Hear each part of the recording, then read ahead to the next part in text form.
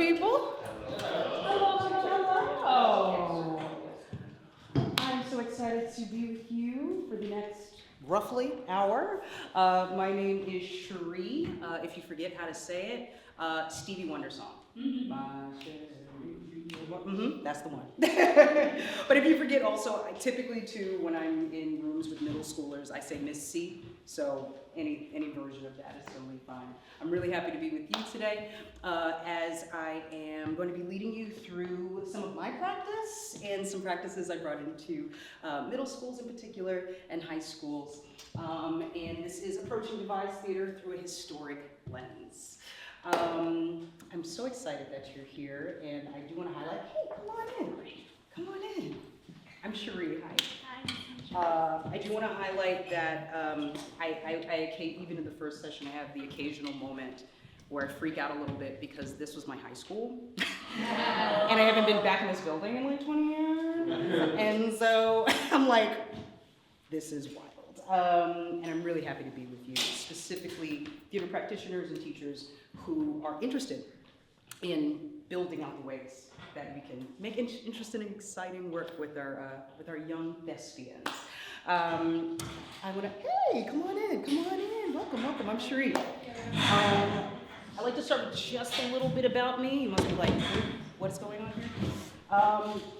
As I mentioned, my name is Cherrye, and I'm going to be working with my friend Bryce here as we both lead you through some exercises that I take into primarily middle school and high schools, but also some that can be scaled into our elementary school ages.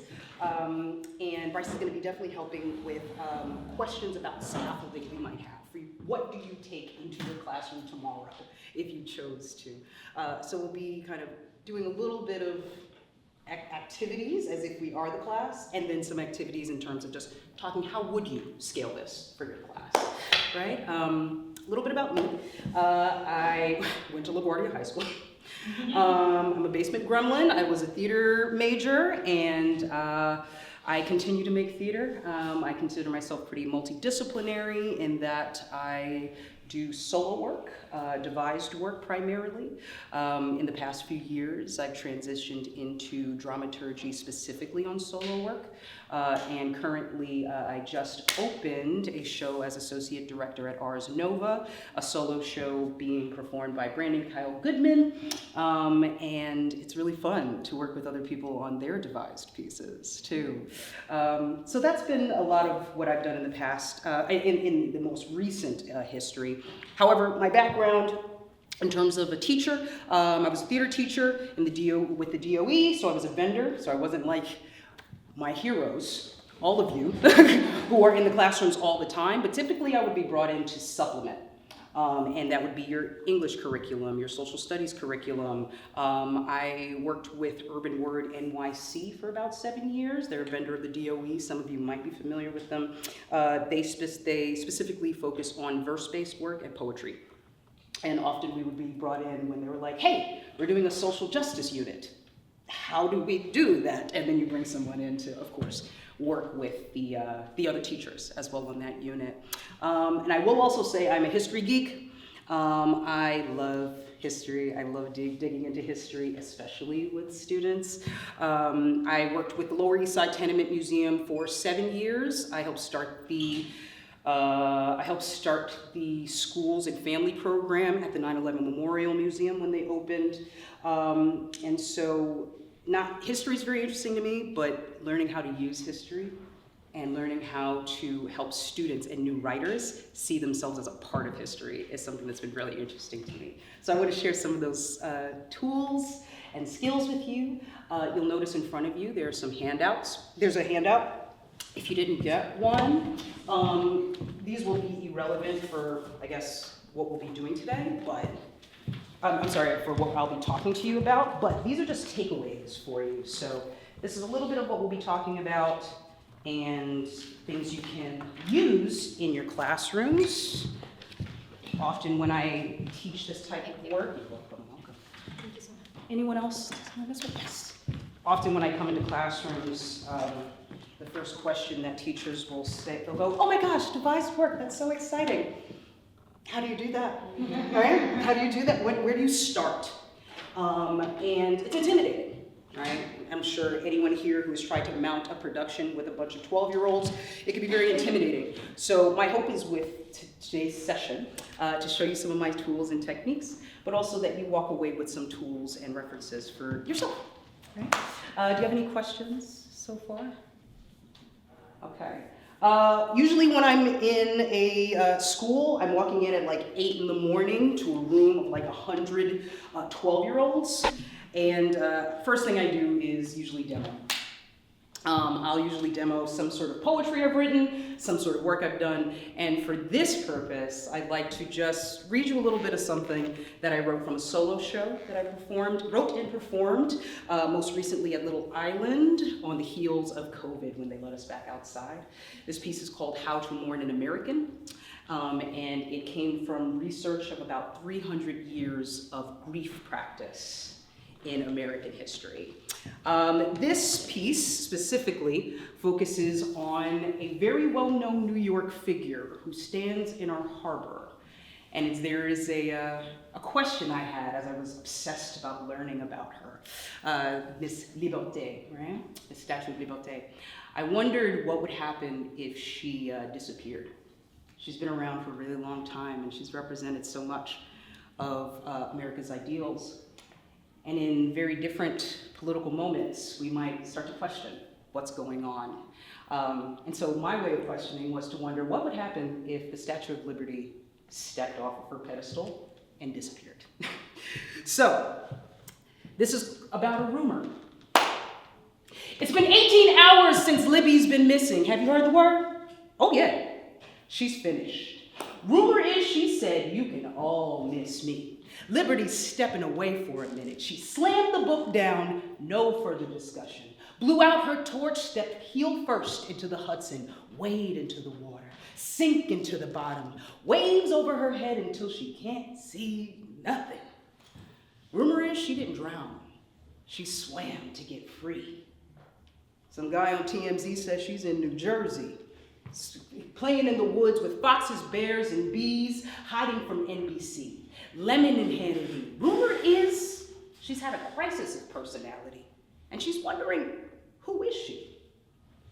Rumor is she wonders if the torch in her hand is powered by blood diamonds, oil, and contraband. Maybe she's in Canada. Maybe she's in Iran. Either way, she ain't coming back till we lift the travel ban. Rumor is she's incognito, walking the streets of New York City among the residents. Rumor is she's at Mar-a-Lago with the president. Rumor is she wants to rediscover who she's been.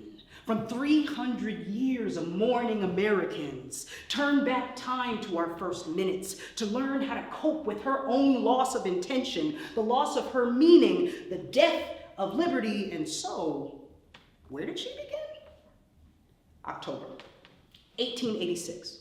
Rumor is she came as a gift, a French kiss, an immigrant, just as America caught a whiff of just how uncivil Civil War could get. And she's been broke and she's been busted up since. 200 boxes, can't send them back. Thousands scattered in the southern breeze and millions left behind to pick up the pieces. So, that is it. Thank you. So that is the beginning of a piece that I started developing from research. And I want to show you some skills and tools today of how I love to do this research and also how I love to do this with young students as well.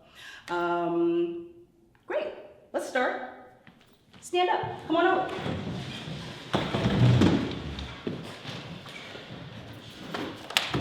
I mentioned I worked for the Lower East Side Tenement Museum for a lot of years. Anyone had a chance to ever go there? Yes. Fabulous. You were a bunch of students there? Yeah, basically you like bring students into a 325 square foot apartment from like 100 years ago. And then you watch them go, what is this?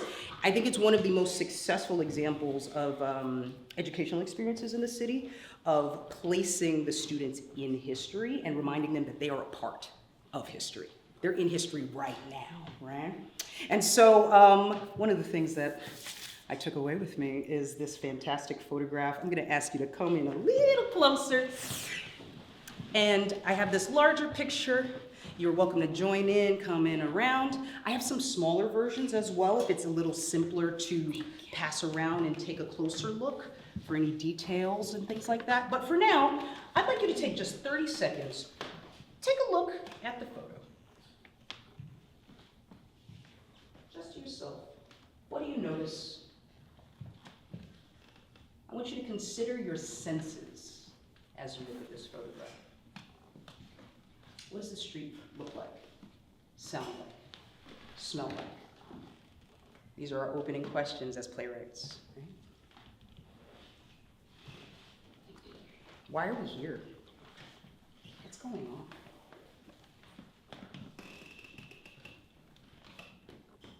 Ten more seconds. Yeah, feel free to get close as well.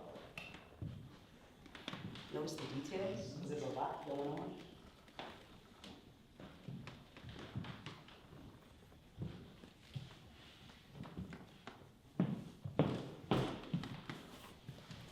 Fabulous. All right, team, let's do this popcorn style. What does this street sound like? Loud. Loud. Tell me more. It's crowded. There's a lot of people, so it can be filled with sound of people talking, vehicles going by of some kind, shops open. Absolutely. We wouldn't be able to speak at this level right now, No. right? No, not at all. Perfect. Right? It's creating a soundscape.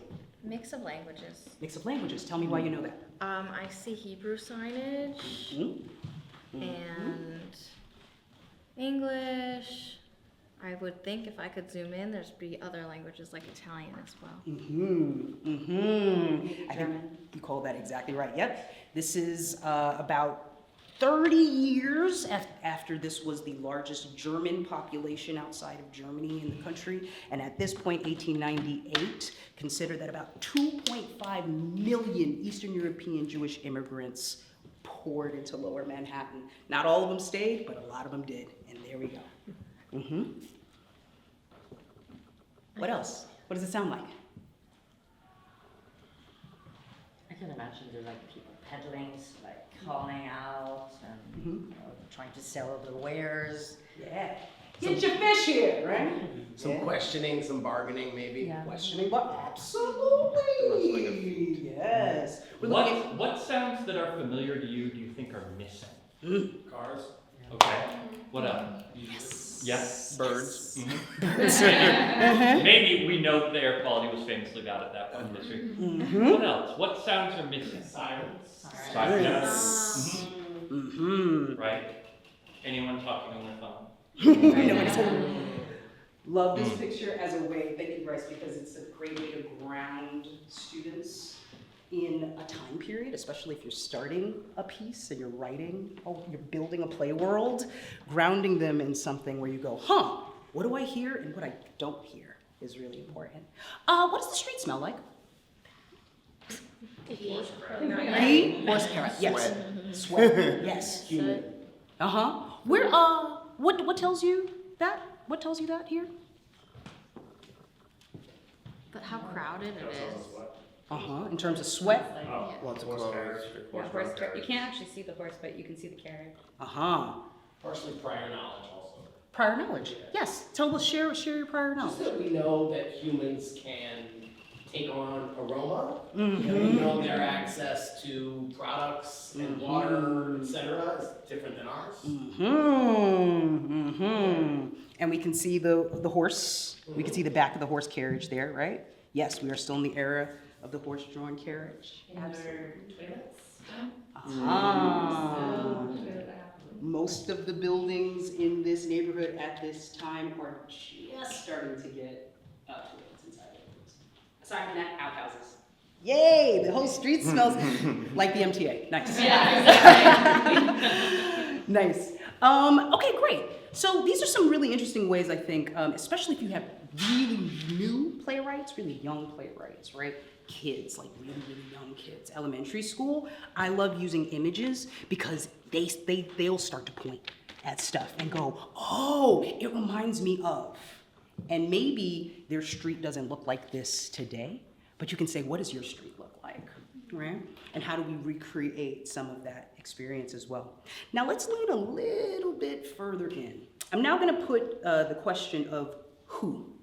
Let's put some focus on character, right? I want you to lean in, grab even one of these if you want to pass them around, and I want you to pick one figure in this picture that's interesting to you. No right or wrong answer.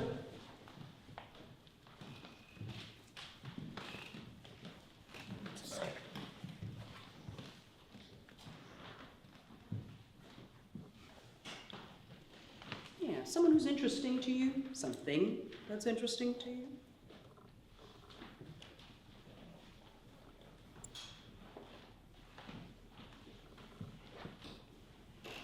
Yeah, come on in if you haven't had a chance.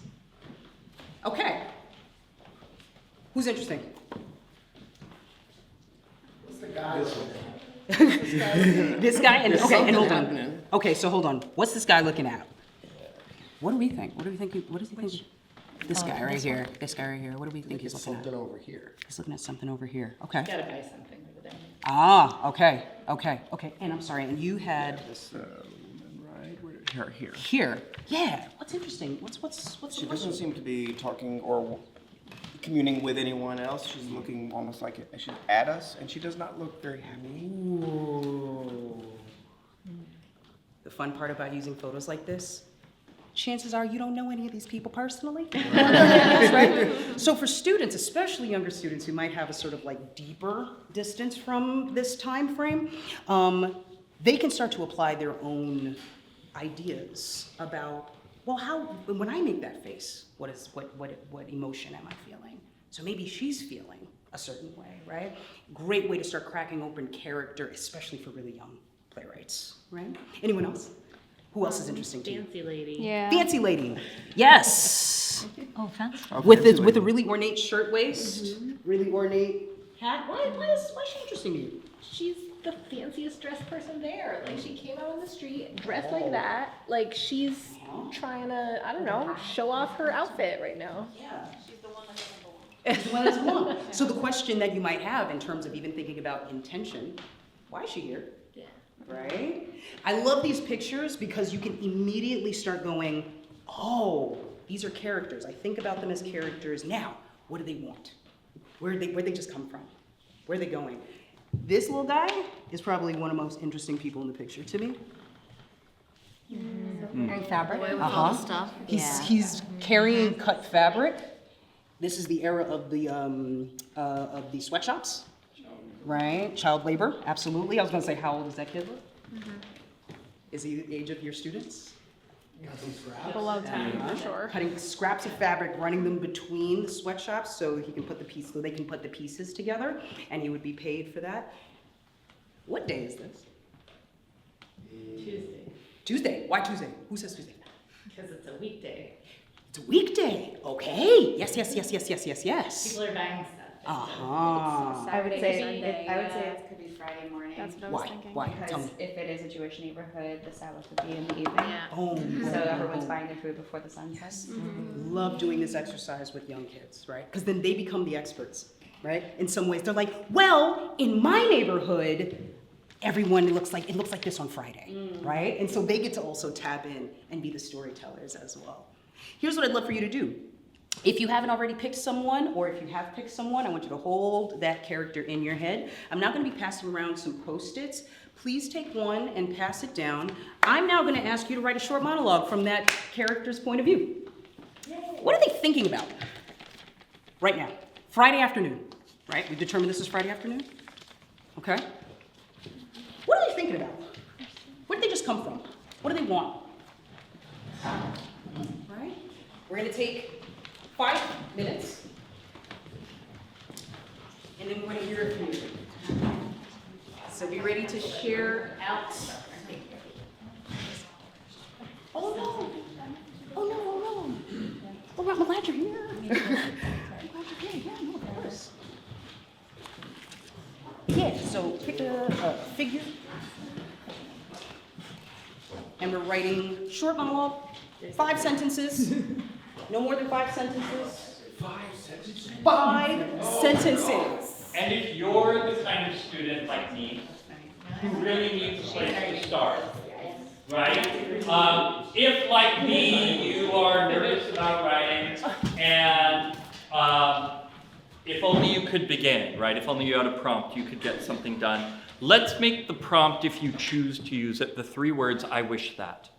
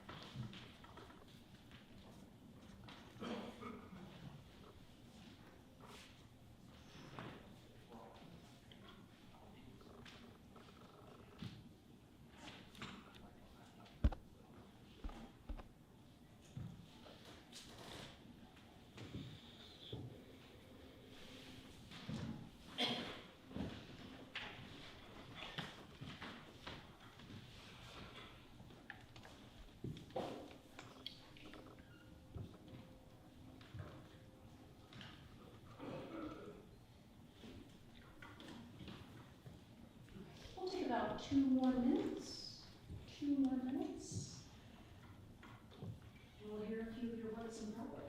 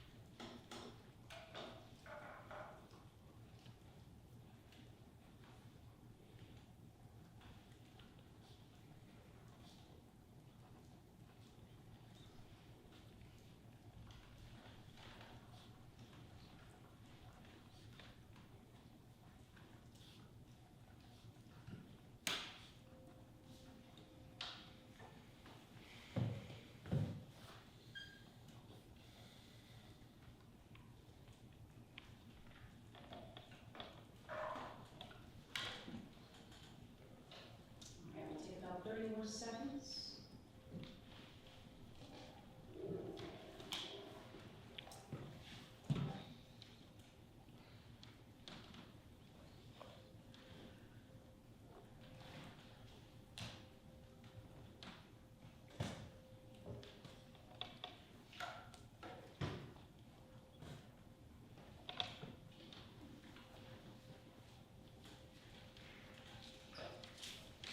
All right.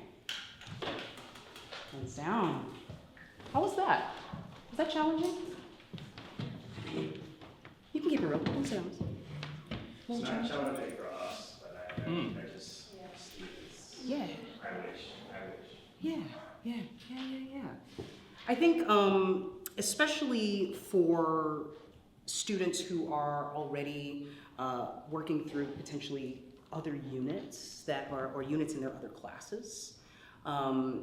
Bryce brought up a really, really great point in our last session that this is a great opportunity also to not work on your own, right?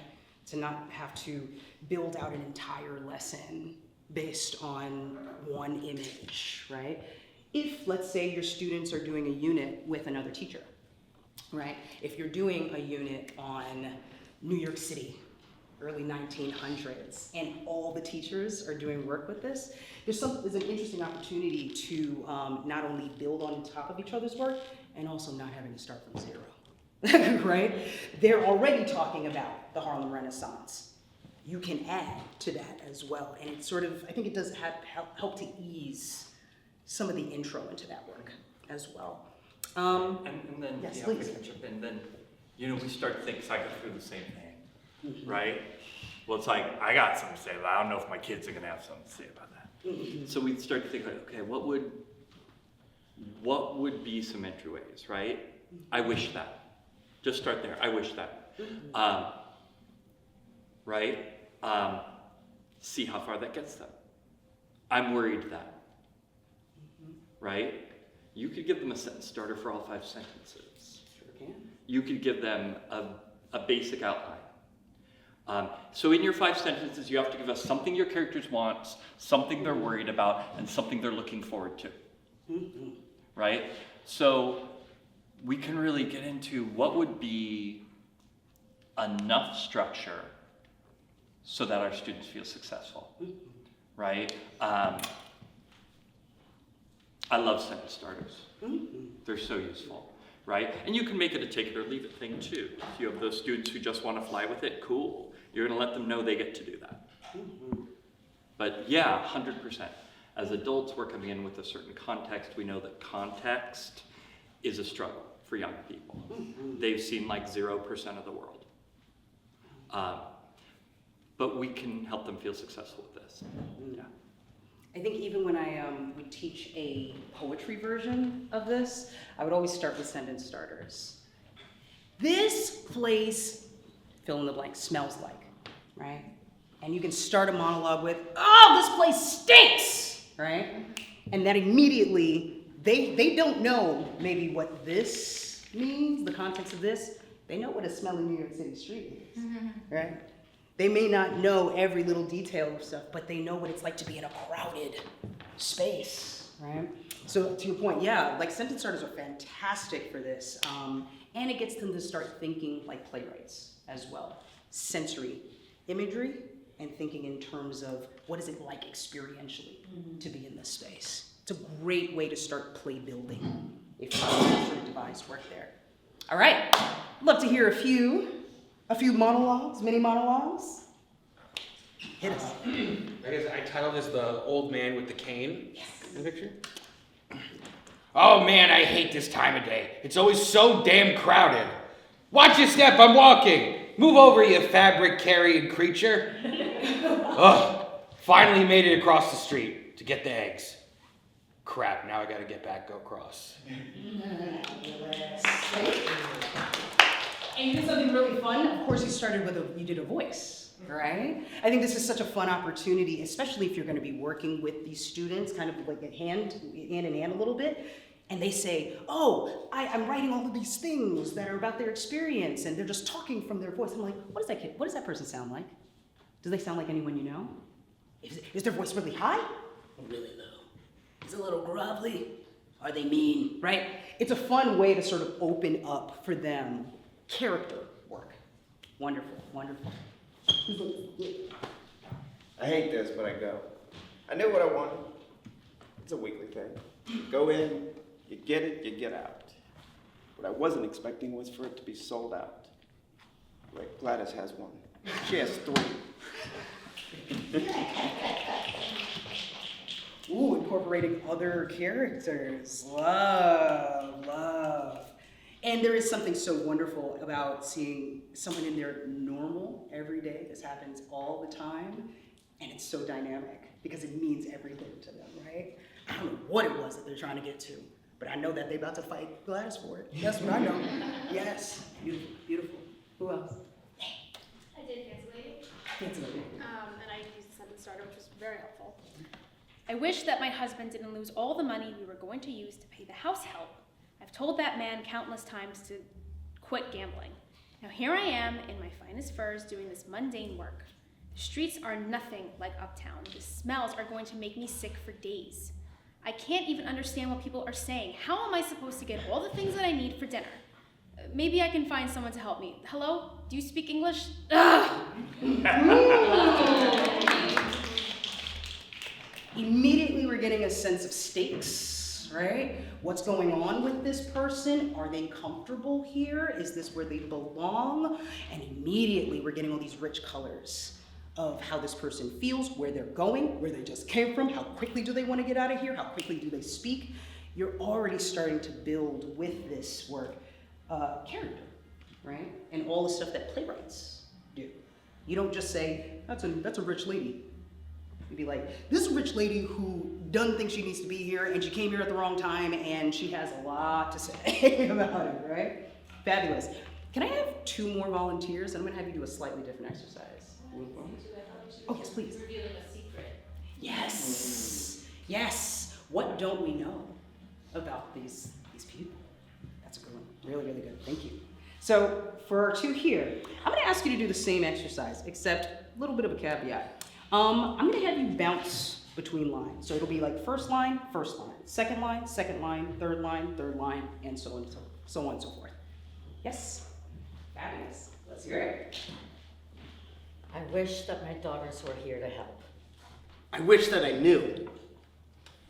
My basket is so heavy. I'll bid a nickel, so he'll have to say yes. My feet are aching. I don't want to overpay. I'll bid 3 cents. No, I'll start at 2 in case I have to go up. I still have so much more work to do when I get home. He might laugh at me. Living in New York is hard and lonely. I don't want to do this. I miss my parents' village, I'll try next week. the peace and quiet of the countryside.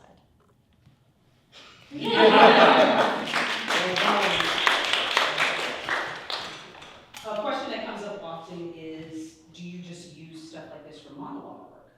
No, right? We just created a scene, dialogue, right? 2 characters going back and forth, maybe in communication with each other, maybe not. But they're having similar interesting conversations, and seeing that link is such an interesting way to open up your play world as well. Well done. Well done, Bob. Well done. You know, one of the things I really, really appreciate about this strategy, because I'm sort of a fan of teaching backwards, right? If I wanted to teach playwriting, as my students, you just handed me a lot of teaching points, right?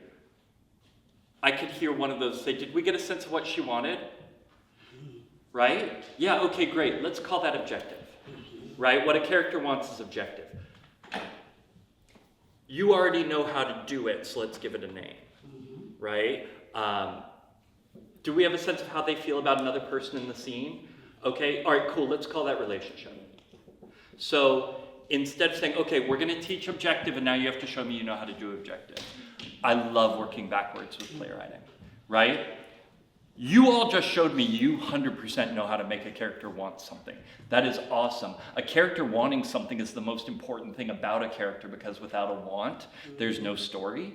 They have no reason to be in a play if they don't want something. So now let's give that a theater name, right? From now on, we're going to use the word objective. Experiences like this allow your kids to take the mantle of the expert. It allows them to show you they know something. It allows them to do something before you give it a name. And then when you give it a name, you're like, okay, well, we need something to call. We need to call what you guys are doing something, right? So it's like the power of these kinds of experiences is it can hand you your lesson in a way that's really driven by what the kids are producing. That's a great point, Bryce. I think the question, there are like 3 key ideas that I think about when I go into a lesson like this. Why, and the first key idea is, why are we using historic sources to write and devise new work?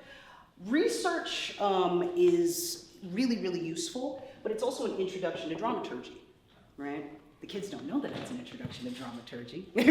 They don't know that they're thinking about theater terminology without knowing the name of it, right? And when we look at that little kid with the cut pieces of fabric on his shoulder, I'll ask 5-year-olds, where do you think that kid just came from?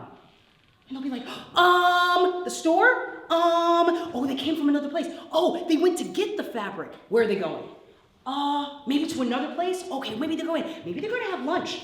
Immediately, it's like, okay, they're imagining a prior circumstance, right? We can put a name to that, but they're already thinking about where they just came from and where they're going.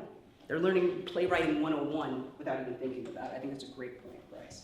I like to also say research grounds us in some historic accuracy, and sometimes that's important for, say, if you're doing a unit that does have some historic sensitivity, that does tell a specific current event story, and we'll kind of hit that in a bit. But I also want to say it provokes imagination and a launching point.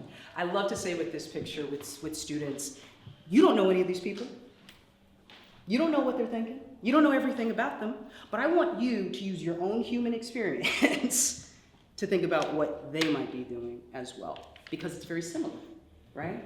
100 years ago, people 100 years ago, and people today, maybe we're a little different, but we're still hungry, we're still hot, we still go, oh, the smell, that's awful, get me off the street. We still have all those experiences. So it's like placing them in history, but they're also a part of it as well.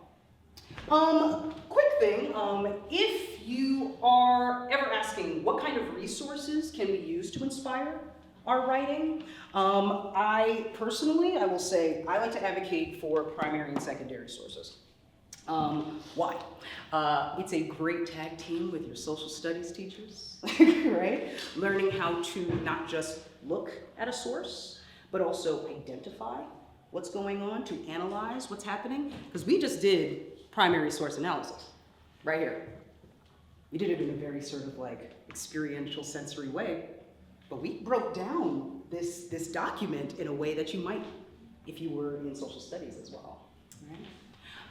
And then the big question, which I think is really fun and sometimes challenging for you all, I would imagine. Today it is 2025.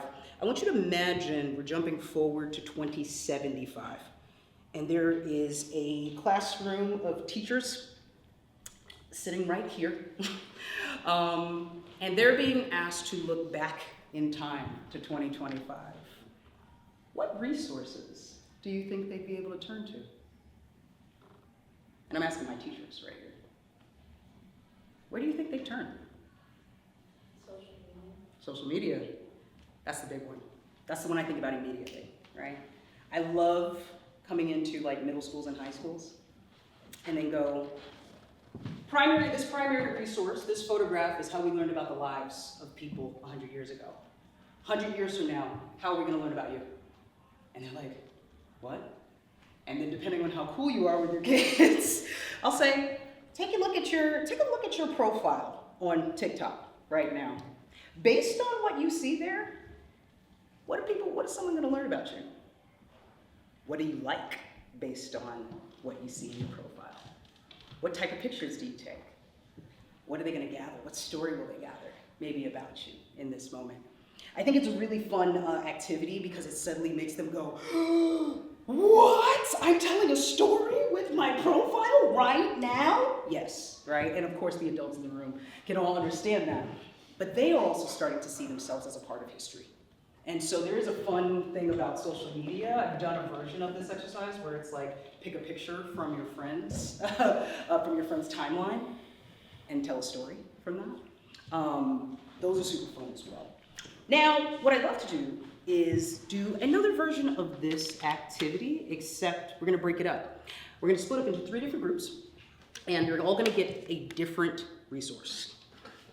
Your job as a group is to write a scene, 5 sentences total. I don't care who says them. It can be all the people involved. It can be one of the people involved. But it is your job to tell us the story of the image that you get for your group in 5 sentences. Staging is welcomed. Okay. All right, so we're gonna split it. Let's see, we got 5 here. Got 5 here, and then perfect. And then you will be this last group. So it'll go 1, 2, 3, 4, 5. You're all one group. Let me give you these.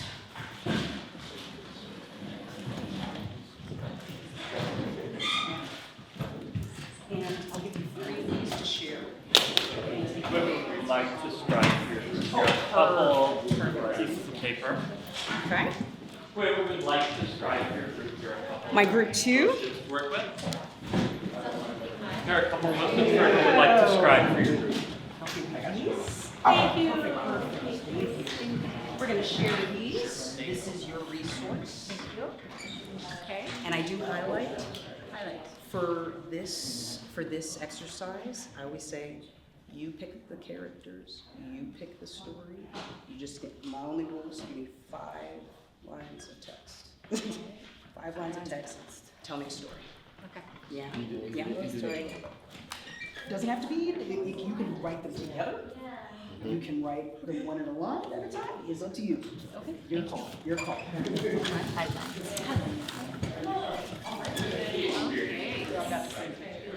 Here's your What would I resource. take? What would I leave? What would I change? With my students, I would definitely have a rule that every character needs to speak.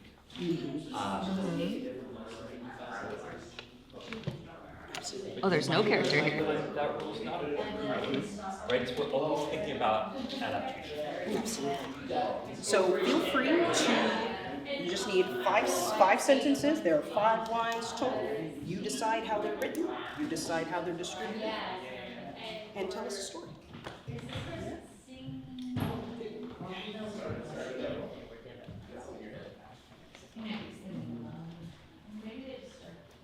In terms of, Could have been mixed, maybe some do know. That's why they're sad and the others don't. But no, you just think it's true. yeah, how do you wanna script this? Do you wanna do like 5 sentences from 5 different people, maybe? Or one person's thoughts, or what do you think? I also wonder how much it's, I don't know, that's the cynic in me. Was it staged? Oh, it's a camera. Show happy.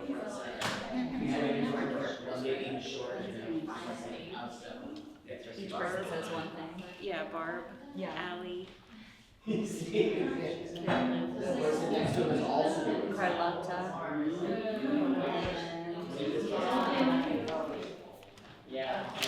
Paul. Did we say that? No. Paul.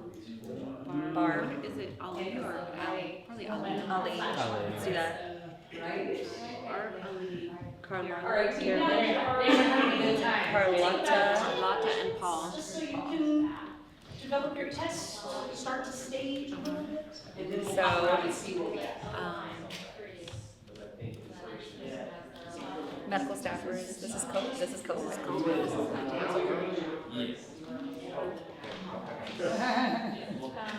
Do you want to perform on your own or like? No, I just wanted to write for him. Okay, keep going. Could they be counting in? Could they be counting in the music? 1, 2, 1, 2, 3, 4, and then they clap at 4? Could that could be a line? I'm thinking one of the girl in front, though, looking at the camera. There's got to be some sort of. She's on a date. Yeah, she's leaning forward, leaning against someone, right? Yeah. So, Is she on a date with him? could be. I think being so close to him. Oh, that guy. In the Maybe front so. row. There's something there of like, oh my God, I'm so excited to be here. I can't believe he got like at the front row. Yeah, maybe her hand here is reaching. Is there like look photo? We're in a photo. Yeah, like look over here. Come on, no. Look at the camera. Because I thought she was with somebody who was back there, but yeah, she's reaching towards him like. I wanna say that line if you don't mind, and I don't know if he's writing it though. What line is that? I would love to say, oh, Johnny, look at the camera. Sure. Johnny, look at the camera.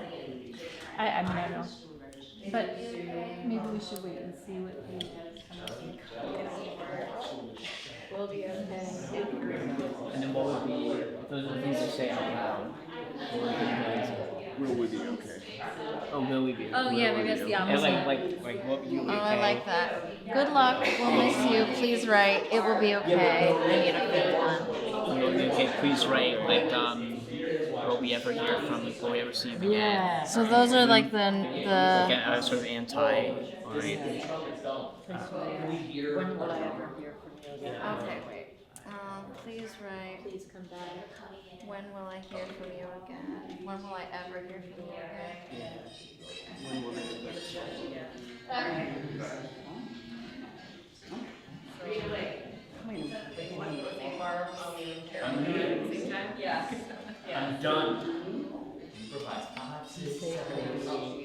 I'm more afraid that.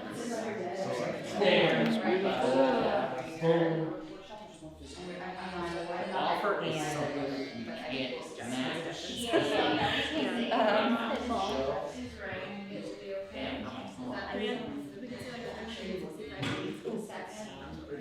One character says all this.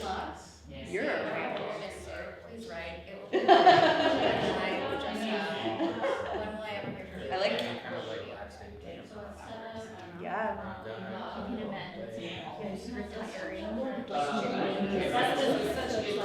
So time check, friends, 2 minutes, please, 2 minutes. Alright, this was supposed to be my last few days, my last.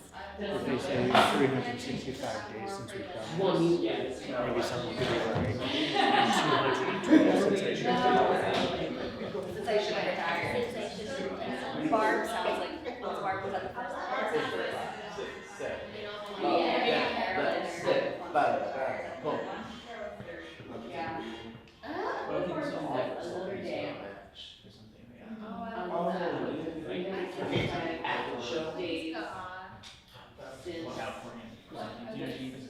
It started? Since this nightmare began. Ooh, yeah, it was a direct line. So, I'm sorry, I have a sense of Since I had to put this mask on. she'll create the world for peace. Oh, yeah. One more minute? Since I should have retired, maybe just like a tagline to first, like, since I should. You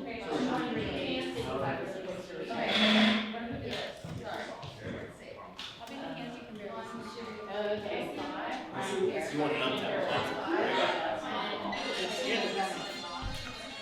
leave it. Should this be leaving? Or at the end of the day? Okay, so you're all arriving. Yeah. First day, how hard could it be?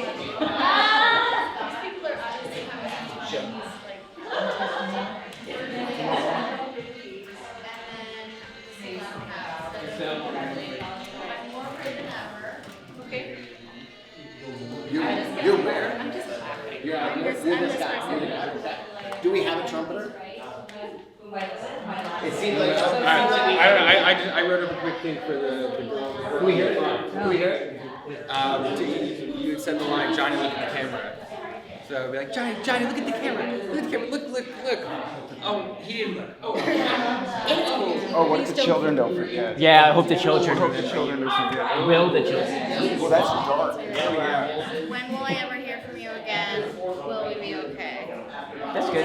And we'll just go, we'll do once the message and then once the internal. Yeah. Arrange how you're going to present. Okay. Okay. Does anyone need me to write? Should we all take a line?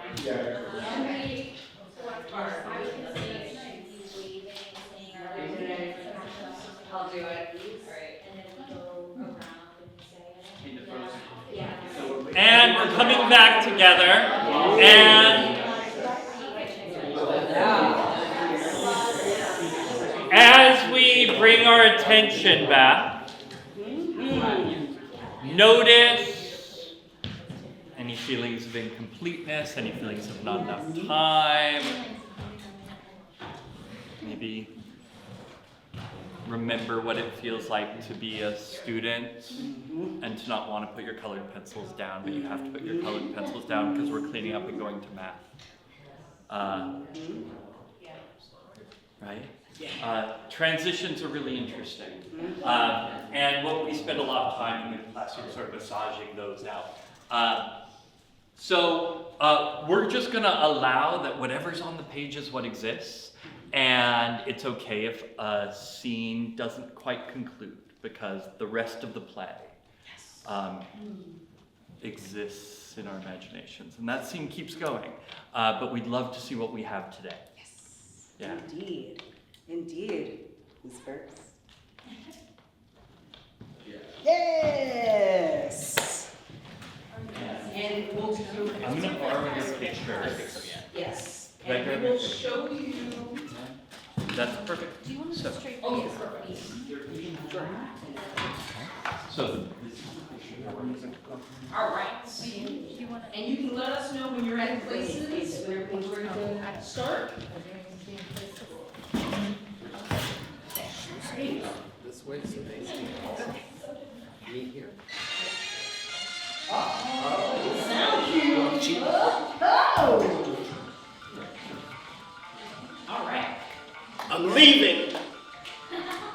Johnny, look at the camera. Look. Done. He did look. Oh well. Improvise 5, 6, 7, 8, up, down, but left, snare, ba-da-da-da-da-da, boom. Well, I'm having a lovely time. The offer is something you can't match. I can't believe we were able to get into a Duke Ellington show. Okay, after tomorrow, damn, after the show, how about tomorrow? And see.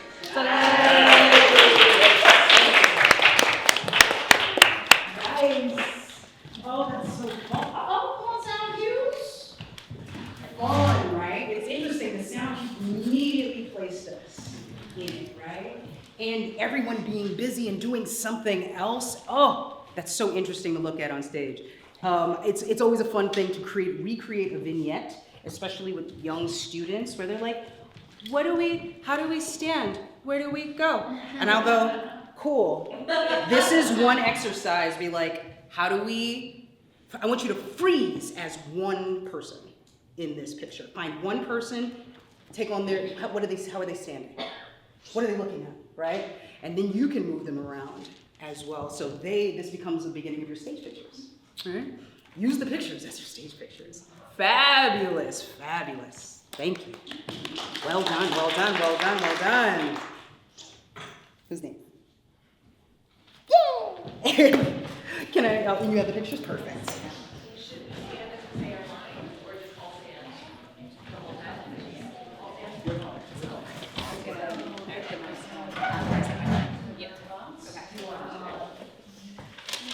And you let me know when you're at places.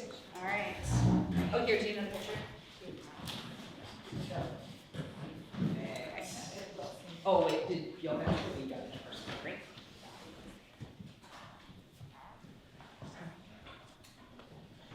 Another day, another nightmare. 365 days, 365 times I've had to put this mask on. 200 days since I should have retired. First day. How hard could it be? This will be my last day if I lose another patient. Yeah.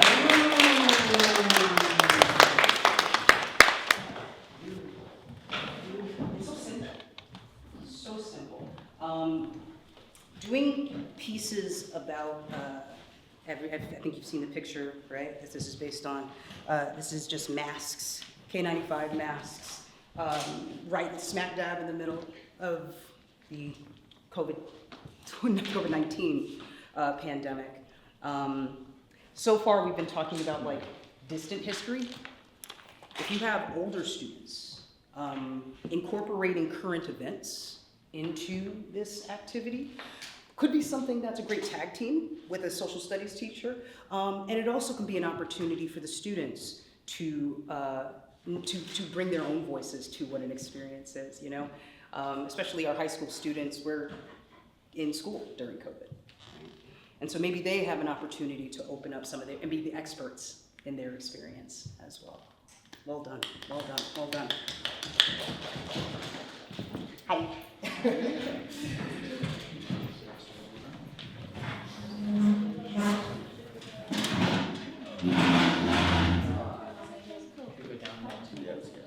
You're first? Yes.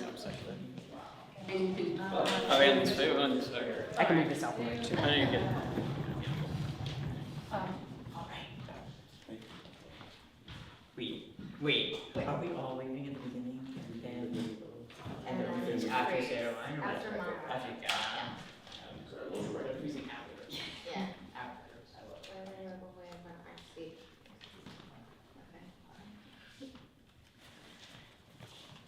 Buena suerte. Be safe. We'll miss you. Please write. It will be okay. Oh, Dios I've never been more afraid. I hope the children don't forget her. Will we ever hear from you again?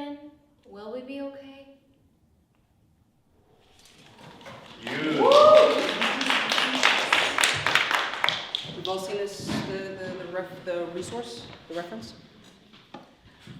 Often, thank you. Beautifully done, beautifully done. There's often the sort of scary bit as a teacher of having contemporary conversations, right?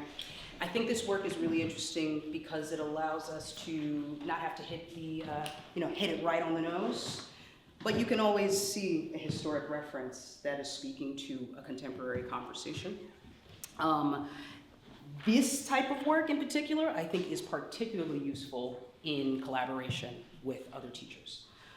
If they are doing research projects about, in this case, about the history of deportation in this country. If they are talking about some of this stuff in their civics classes, this is a great opportunity, I think, to open up some of those conversations. I will say the majority of my teaching work has been in New York City public schools, and especially in the past, I would say 6-7 years, at least half to a third of my classes are Spanish speakers. And this type of work, I think, is also really special because it also allows storytelling to happen in different languages. I'm so glad that you used Spanish and English. It is such a wonderful experience, especially to watch a student who maybe just freshly arrived in New York, whose parents don't speak English and they are learning, to be able to speak in the language that they can best storytell. I've seen some successful examples of writing one monologue. 2 students write one monologue, and then they're just different parts of the monologue, but split into 2 different languages. And they're finishing each other's sentences. And it becomes such an interesting experience because then it forces everyone to open their ears, but it also shows that we're telling similar stories, even if we're not speaking the same language. Thank you. Beautifully done, beautifully done. So as we come to the end, I just want to finish out with this big question. Shout out to Hamilton, who lives, who dies, who tells the story. How can this work inspire a new generation of playwrights, right? Why are we doing this work? Why do we bring this sort of early playwright work into our classrooms? I think it's a great introduction, as we mentioned earlier, to dramaturgy. You get to learn a little bit about play structure without it being like, overwhelming, right? You get to learn a little bit about character development, character building, and it's still fun. It's not the sort of like, I'm in a 101 class yet. But then through this storytelling, through this work, through building with each other, they get a chance to, I think, kind of get comfortable in a playwriting world without even knowing that they're playwrights at that point, right? I always think the reason why I got into doing this work is it's an invitation to see yourself in history. When I worked at the Lower East Side Tenement Museum, I would teach about the different groups that lived in the Lower East Side at the top of the 1900s. And I would talk about the Irish populations, the German populations, the Eastern European Jewish populations, the Italian populations, and most of the kids that I would have in my classroom or in my little apartment were West Indian folk from Brooklyn. So, how do we start to build that conversation around, okay, maybe these people don't look like your community. Maybe this doesn't look like what Brooklyn looks like to you today.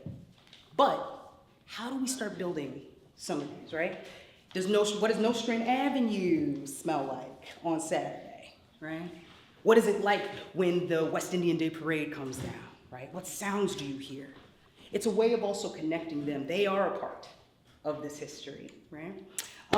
It's the thing that got me excited about writing. I started writing partially inspired by my heroes. I love Anna Deavere Smith. I love Susan Laurie Parks, who is known for taking historic moments, figures, and kind of coming in the back way, so you see them in a slightly different way, in order to really incorporate herself in that history. And so I think it's a really interesting way to invite students into that role as well. And that is where we will end. Thank you. So, join me in thanking Cherrye for a great session. And before we move on to borough breakouts, right? Because it's never our intention at these PDs to say, oh, here's something whole cloth, go do it the way we said, right? It's always our intention to say, you are the artists, you are the educators, you know your students better than anybody. What's a spark from today that you want to take with you? What could you see planting the seed for an hour, for a lesson series, for a unit, right? For an anchoring experience for a grade. Turn and talk to someone next to you. What's something you feel like you'd like to take out of this room that could be that spark for moving forward? Go ahead and turn and talk.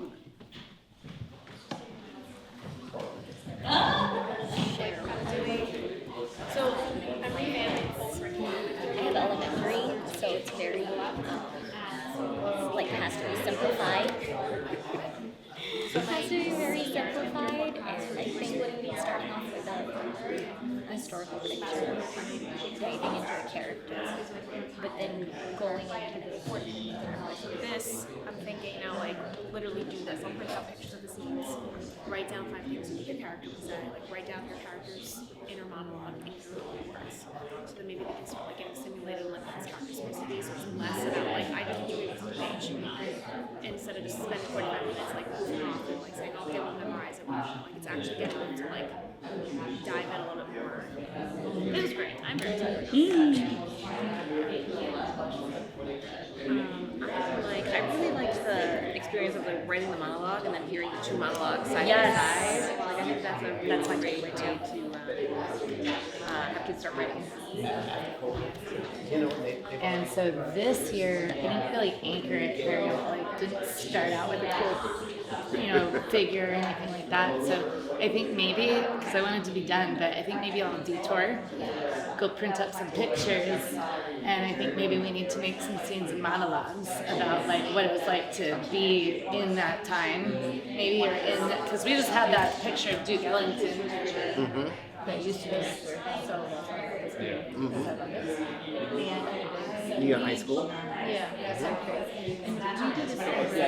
Pairing a different theatrical thing, so it's not just like a realistic sketch or skit every time. You know what I mean? Right.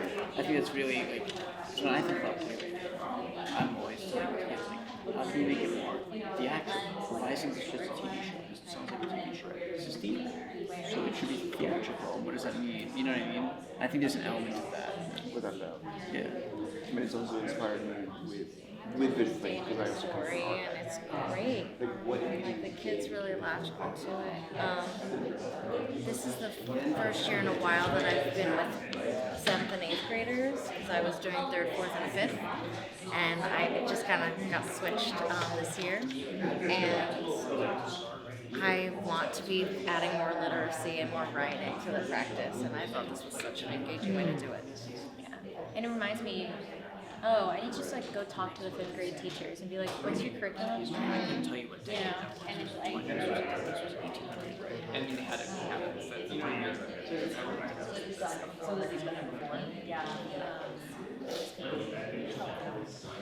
About 30 seconds. Friends, about 30 seconds to find a stop.